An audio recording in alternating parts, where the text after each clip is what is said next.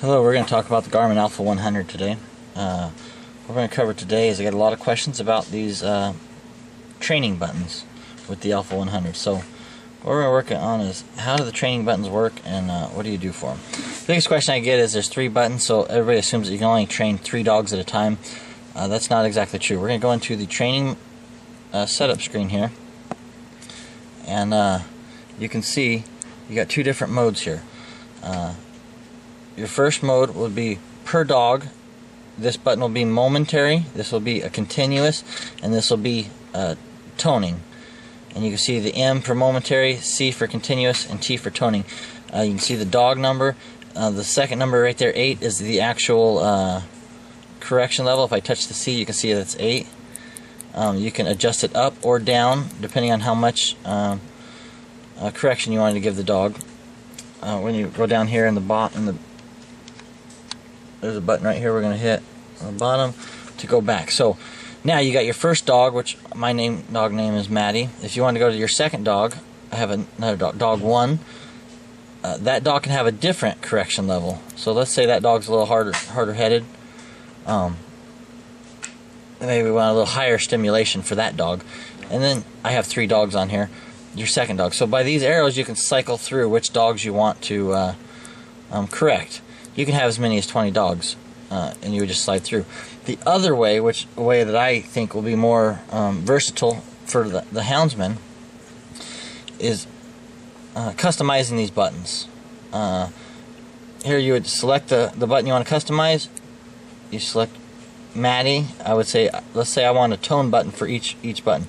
So I press the next dog. If you notice here, I've set this button here for Maddie, a tone. If I wanted to be a correction, I could say a correction at 5 or a momentary at 5, but I want to go with a tone. There's no stimulation there. The second button, if you notice I press the second button, I want dog number 2, tone.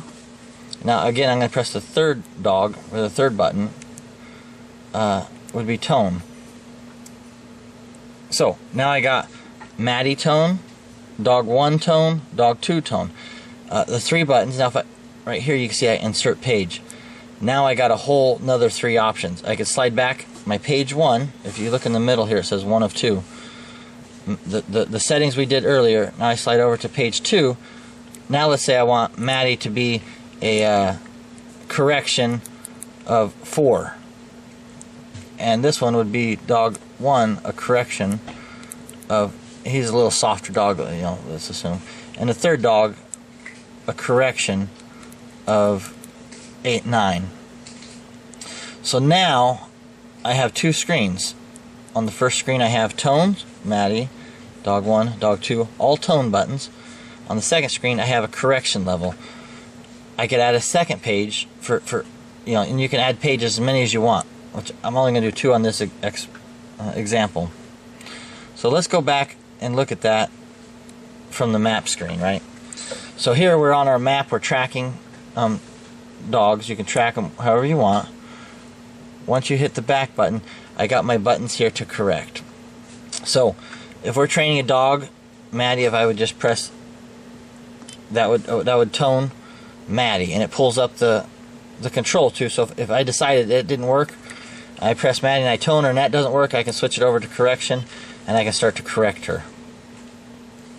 Right? You would also want to turn it back to tone before you finish, because it's going to leave it in the last state you gave, you set it at. Dog number 2, again, you can start this by just pressing the correct button. So we would be toning the dog while it's being pressed. If that didn't work, we could switch to a correction, and we could change this button to a correction, all within the map screen. But the one thing you want to notice is when you do leave it, it leaves that button in the last known state. So meaning the last thing we did was correct that dog on level 5. I would probably want to go back and select that to a tone, so that at least I start toning a dog first. If I wanted to correct a dog, you could slide to your menu screens, back and forth. So we're going from page 1 to page 2. Does that make sense? In the training mode with the training buttons, the other option, again, you can have it per dog. If I go back to the map screen, I'm going to show you the traditional setup. So now I have dog 1, I'll go with Maddie first. Maddie, is set to 8 correction. It's a level of 8. So momentary correction, this is a continuous correction, and this is a tone. So I would tone Maddie. Right there, I'd be toning her. I could correct Maddie. That would be a continuous correction or a momentary correction. And again, you can slide up or down depending on the correction level you need. If you needed to hit another dog, press next dog, correction. Next dog, correction. Next dog, correction. So you could walk through your dogs one by one by hitting these arrows. It would be a little bit faster if I went back and set up the way I like my system. Would be, now I have Maddie, dog 1, dog 2, slide over. I could have the dog 3, dog 4, and dog 5, slide over, dog 6, dog 7, dog 8. You can continue to roll through that way for all 20 dogs and be very effective and quick on setting them up. That's the tracking portion, the training portion. The only other option, you got your training buttons, which we've covered all of the buttons in here to establish the training.